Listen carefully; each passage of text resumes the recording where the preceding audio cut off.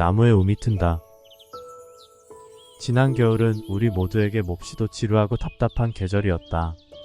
그토록 끈덕지게 온 대지를 얼어붙게 하던 추위. 오늘의 인류 문화가 하늘 높은 줄 모르고 우쭐대면서도 이 자연의 위력 앞에서만은 무릎을 꿇고 만다. 얼마나 다양한 섭리인가. 우리는 풀이 죽어 한쪽에 비켜설 게 아니라 이런 사실을 통해 현대 문명의 한계 같은 걸 직시하고 좀 겸허해질 줄 알아야겠다. 자연의 조건까지도 남의 영향을 받아야 하는 우리네 처지다. 사만사온의 전통적인 겨울 날씨도 이제는 망령이 들었는지 믿을 수 없게 되었다. 솥이 얼어붙고 김치독이 터지고 물이 고체로 변해버린 썰렁한 부엌 바닥에서 오들오들 떨면서 먹이를 챙길 때 나는 한 마리 짐승이나 다를 게 없었다. 먹는 일도 걸을 수 없는 하나의 일과라고 생각은 했지만 그런 나를 위로해준 것은 감옥의 독방에서 오들오들 떨고 있을 동료의 모습이었다. 추위에 얼어 죽지 않으려고 끝없이 움직이고 있을 그 강인한 모습이었다.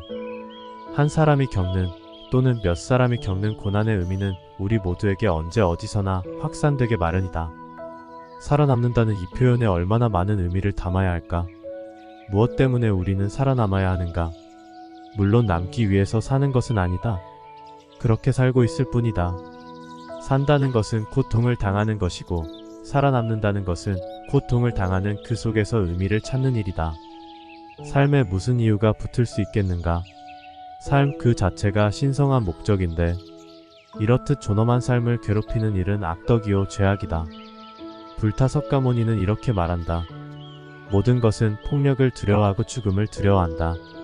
이 이치를 자기 몸에 견주어 남을 죽이거나 죽게 하지 말라. 모든 생명은 평화를 바라는데 폭력으로 이들을 해치는 자는 자신의 평화를 구할지라도 그는 끝내 평화를 얻지 못한다. 우리들의 가치 척도가 인간 본의일 때 거기에는 톡성과 아집과 베타가 도사리고 있다. 자기네와 생각이 다르다고 해서 또는 피부 빛깔이 같지 않다고 해서 차별하고 박해하는 사례를 우리는 오늘도 보고 있다. 현대 휴머니즘의 맹점이 이런 데 있다. 그러나 그 가치의식이 인간 본의에서 생명 위주로 전환될 때 거기에는 서로 의지해서 함께 살려는 공존의 윤리가 모색된다. 뭐니 해도 자기 목숨처럼 소중한 것이 어디 있겠는가. 마찬가지로 다른 생명도 저마다 자기 목숨을 사랑하고 소중히 여긴다. 그러니 자기를 아끼고 사랑하는 사람이라면 남을 괴롭히거나 해쳐서는 안 된다는 생명의 논리다. 그토록 삭막하고 추웠던 지난 겨울, 아궁이에 불을 지피듯 나는 내 안에 몇 건의 전기를 지폈다. 우리보다 앞서 인생을 살다가 간 사람들의 자취는 지금 살고 있고 앞으로 살아갈 우리에게 적잖은 암시를 던져준다. 그가 인류사에 알려진 위대한 사람이든 아니든 그것은 문제가 아니다. 자기 앞의 삶을 얼마만큼 참되고 진지하게 살았는가가 자취를 더듬는 우리의 관심사다. 아시시의 성 프란체스코에게서 철저한 청빈을 배웠고 사하라의 성자 샤를르드 후조에게서는 진정한 기도의 의미와 맑고 선량한 그 눈을 보았다. 이들의 자취를 따르면서 문득문득 고개를 드는 질문, 오늘의 우리는 무엇인가? 오늘의 나는 무엇인가? 부끄럽고 송구할 따름이었다. 세상에는 그 이름조차 드러나는 것을 부끄러워하면서 인류의 현재와 미래를 위해 자기 희생의 길을 묵묵히 걷고 있는 사람들이 드물지 않다. 온갖 모순과 갈등과 부조리로 오염된 이 지구가 그래도 유지되고 있는 것은 그런 분들의 끝없는 기도와 희생과 봉사가 낳은 공덕임을 어렵지 않게 알 수 있다.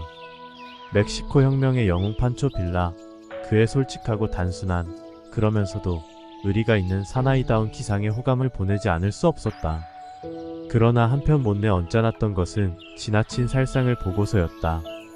설령 어떤 정의를 위해 불가피하게 자행되는 일이라 할지라도 수많은 생명을 희생시킨다는 것은 용납될 수 없는 일이다.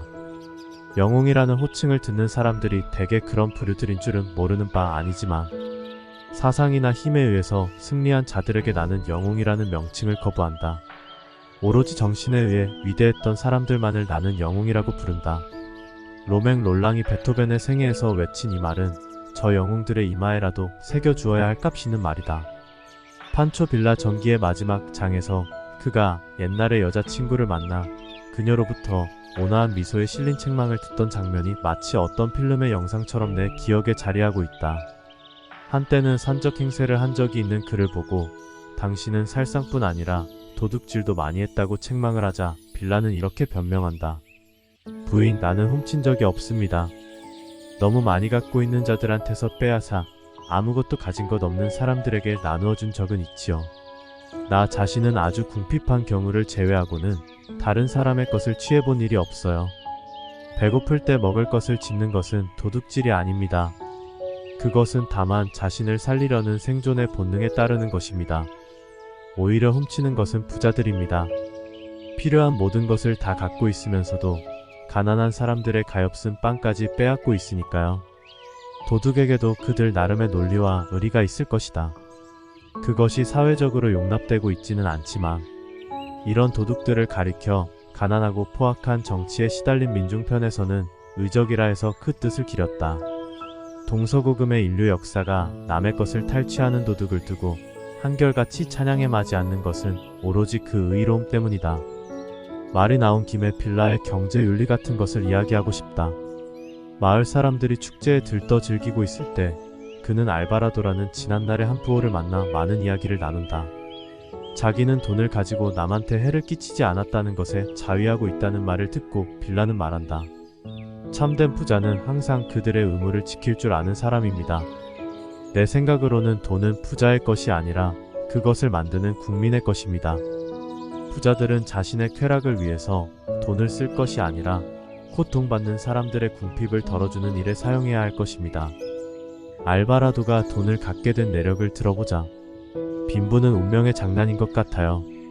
내가 어떤 산에서 노다지를 발견해 큰 부자가 된 것도 운명이요. 곧 광맥이 끊어져 몰락한 것도 운명인 것 같습니다. 그러니 부를 축적하게 된 것은 우연에 지나지 않는 것입니다. 내가 만들어낸 것이 아니라 땅 속에서 나온 때문이지요. 그래서 나는 이런 행운이 나에게 온 것을 이 부를 가난한 사람들에게 나눠주라는 하느님의 뜻이라 생각하고 광부들에게 임금을 많이 주었습니다.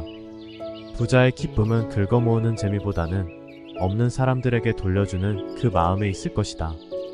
기껏해야 서너시 살고 있는 집에 에스컬레이터를 장치하고 실내 풀장을 만드는가 하면 지하에 발을 차려놓아야 직성이 풀리는 요즘의 졸부들하고는 얼마나 대조적인가.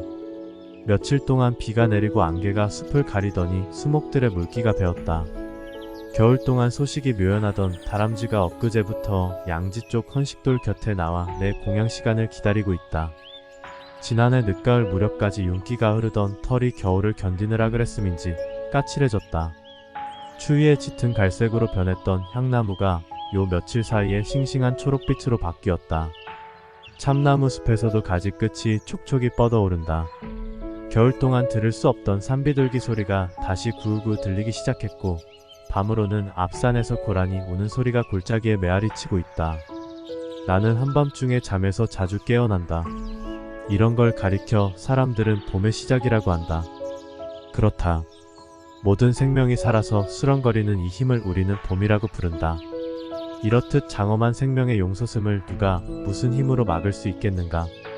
얼었던 대지가 풀리고 마른 나무에 음이 트는 이 일을 누가 어떻게 막을 수 있단 말인가? 사람은 자기 몫을 위해 시내를 등지고 배반하는 일 쫓아 있지만 이 존엄한 우주 질서에는 거짓이 없다. 허공에 가지를 둔 나무들을 보라. 얼마나 당당하게 자기 생명을 내뿜고 있는가? 그러나 우리들의 가지는 어디를 향하고 있는지 돌아보라. 우리가 떳떳한 인간이라고 외칠 수 있는가? 물어보자, 우리의 있음을. 어디 한번 큰 소리로 물어보자. 이러고도 오늘의 우리가 인간일 수 있는가를. 봄이 온다고 한다. 죽었던 대지에 다시 생명의 봄이 움튼다고 한다. 그러나 인간의 봄은 주어진 봄이 아니라 스스로 파서 씨 뿌려 일구는 봄임을 잊지 말자. 침묵의 나무에 움이 트고 있다. 우리들의 가지에도 청청한 생명의 움을 틔워야 한다.